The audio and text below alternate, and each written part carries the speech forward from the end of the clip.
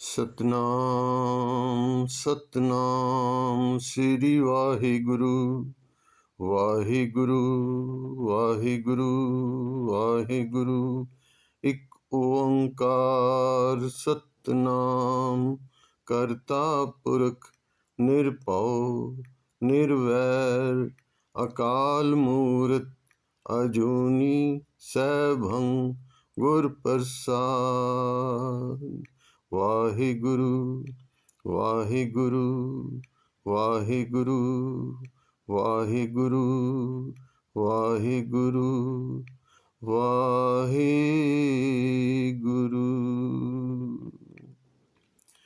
मूक उचरे शास्त्र खट पिंग गिरन चढ़ जाए।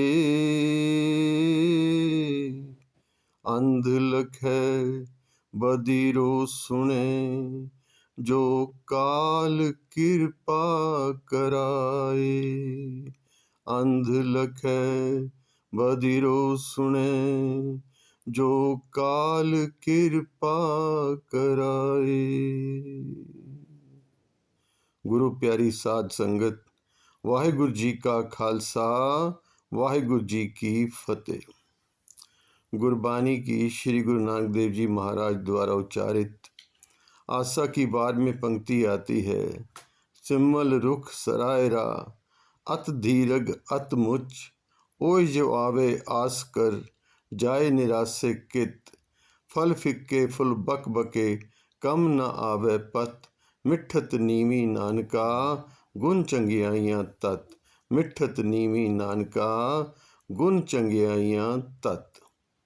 इस पावन पंक्तियों में गुरुदेव इशारा करते हैं कि सिम्बल का रुख पेड़ होता है, बहुत ऊंचा होता है, पर उसमें कोई किसी प्रकार के फल नहीं लगते। फूल जो होते हैं वो भी, उनमें कोई टेस्ट नहीं होता।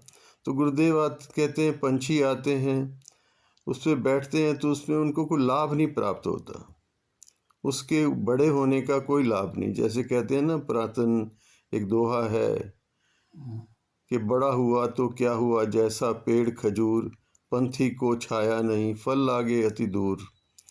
पर उसमें तो फल तो होते हैं, पर यहाँ गुरुदेव सिम्बल की मिसाल देते हैं जिसमें फल तो कोई होते ही नहीं, फूल भी टेस्टलेस होते हैं। तो कहते हैं ऐसे जीवन का क्या लाभ।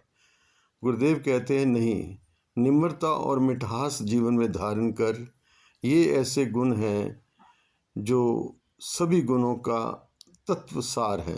Essence of all virtues, sweetness and humility is the essence of all virtues. आप श्री दरबार साहब गोल्डन टेम्पल अमृतसर दर्शन करने जाएंगे तो उसकी लिविंग एग्जाम्पल देखेंगे।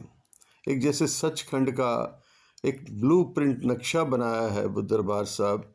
आप 4 दरवाजे हैं श्री दरबार साहब के, किसी दरवाजे से भी अंदर आओ, उसमें कोई जाति प्रथा संप्रदाय व्यक्ति विशेष कोई उसमें डिस्क्रिमिनेशन नहीं है, कोई भी आ सकता है। 24 घंटे वो दरवाजे खुले हैं, पर शर्त एक है, एक तो बाहर जूता उतारना पड़ेगा। भाव अपना स्टेट ऑफ माइंड चेंज कर ले, निम्रता में आ जा। और फिर जो ह्यूमिलिटी है, बिल्कुल मन से झुका हुआ भाव। किसी दरवाजे से भी आप प्रवेश करो, आपको सीढ़ियाँ उतरनी पड़ेंगी। भाव क्या है, अपने जो वर्डली जो आपका स्टेटस है उसको भूलकर बिल्कुल नीचे हम्बल होके आना है। Sweetness and humility is the sense of all virtues. तो इसका क्या पैमाना है, किस हद तक निम्रता होनी चाहिए। तो यहाँ मैं गुरबानी में से ही भगत कबीर जी के 4 श्लोक ले रहा हूँ। पहले श्लोक में कबीर साहब कहते हैं, कबीर रोड़ा होयरो बाट का, कबीर रोड़ा होयरो बाट का, तज मन का अभिमान, ऐसा कोई दास होए ताहे मिले भगवान। कबीर साहब कहते हैं, जैसे रास्ते का पत्थर है ना, तेरी निम्रता इतनी चाहिए जो परमेश्वर का बंदा है, जो भक्ति मार्ग पे चला है, जो परमात्मा के रास्ते पे चला है, उसकी अवस्था कैसी चाहिए? जैसे रास्ते में पड़े पत्थर की। कभी रोड़ा होए रो बाट का, कोई ठोकर मार दे, कोई उसको लताड़ के निकल जाए, वो कुछ नहीं कहता। ऐसा कोई दास हो, इतनी निम्रता वाला कोई सेवक हो प्रभु का, तो उसको मिलते हैं परमात्मा। पर फिर अपनी बात को ही अगले श्लोक में वो चेंज करते हुए कहते हैं, नहीं, कबीर रोड़ा हुआ तो क्या भया, पंथी को दुख दे। अगर तू रोड़ा पत्थर बन भी गया रास्ते का, तब भी जो ऊपर से निकल के जाने वाला है उसको ठोकर तो लगेगी। मान लो वो ठोकर मार के तेरे को दूर फेंकता है, उसके पाँव में चोट लगने का डर तो है ना। कबीर रोड़ा होयरो बाट का, तो जो रोड़ा हुआ, कबीर रोड़ा हुआ तो क्या भया, पंथी को दुख दे। ऐसा कोई दास है जो धरनी में खे। कहते नहीं, प्रभु का सेवक तो ऐसा चाहिए जैसे रास्ते की मिट्टी। पत्थर तो चोट पहुंचाएगा, मिट्टी चोट नहीं पहुंचाती। मिट्टी के ऊपर से कोई निकल जाए लताड़ के, मिट्टी कुछ भी नहीं कहती। पर कहते नहीं, ये भी अवस्था अभी नीचे है। प्रभु का सेवक, प्रभु का दास इससे भी ज़्यादा निम्रता वाला होना चाहिए, क्योंकि मिट्टी में भी एक कमी है। क्या है? कबीर खे हुई तो क्या भया, जाउड लागे अंग। हर जन ऐसा चाहिए जो पानी सरबंग। कहते मिट्टी के ऊपर से भी कोई जाएगा, उड़ उड़ के उसके पाँव पे तो पड़ेगी, उसके कपड़े भी मैले होंगे, उसके जूते भी मैले होंगे। तो ये कोई सेवक का गुण तो नहीं है ना।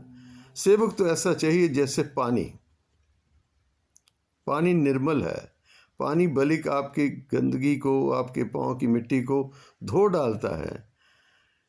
कहते हैं ऐसा चाहिए सेवक प्रभु का, जैसे पानी है ना निम्रता वाला, ऐसे पानी जैसा होना चाहिए सेवक।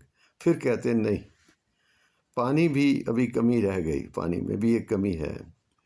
कबीर पानी हुआ तो क्या भया, सीरा ताता होए। भाई पानी तो तू हो गया, पर जीवन के दुखों और सुखों में जैसे पानी पे गर्मी और सर्दी का असर होता है। गर्मी में पानी बहुत गर्म हो जाता है, आपको बर्फ़ डाल के पीना पड़ता है, और सर्दी में पानी इतना ठंडा लगता है कि उसको गर्म करना पड़ता है। ठंड का भी असर पकड़ता है पानी, गर्मी का भी असर पकड़ता है। ऐसे जीवन में दुख आएगा तो तू हार के बैठ जाएगा, सुख आएगा तो उछलता फिरेगा। नहीं, गुरु का सेवक, प्रभु का सेवक तो ऐसा चाहिए, एक रस निर्माणता वाला, उस पर जीवन के दुखों और सुखों का कोई असर ना हो, एक आनंद अवस्था हो। जो नर दुख में दुख नहीं माने, सुख सने और भय नहीं जाके, कंचन माटी माने। गुरु तेग बहादुर साहब यहाँ कहते हैं कि इतनी निम्रता होनी चाहिए, जो नर दुख में दुख नहीं माने, दुख को दुख नहीं मानता, और सुखों से प्रेम नहीं करता, और सोना और मिट्टी में कोई फर्क नहीं समझता, ऐसा प्रभु का बंदा चाहिए। तो कबीर साहब कहते हैं, कबीर पानी हुआ तो क्या हुआ, सीरा ताता होए। हर जन ऐसा चाहिए जैसा हर ही होए। जैसा प्रभु परमात्मा है, वैसा ही गुरु का, प्रभु का सेवक होना चाहिए। जैसा प्रभु खुद है, जैसा गुरु स्वयं है, वैसे गुरु का सिख होना चाहिए। तो कैसा होना चाहिए? ये गुरुदेव पांचवें नानक श्री गुरु अर्जन देव जी महाराज सिख के गुण गाते हुए बताते हैं। भाई प्रभु के गुण गाते हुए, गुरु के गुण गाते हुए बताते हैं, मिठ बोलड़ा जी हर सज्जन स्वामी मोरा।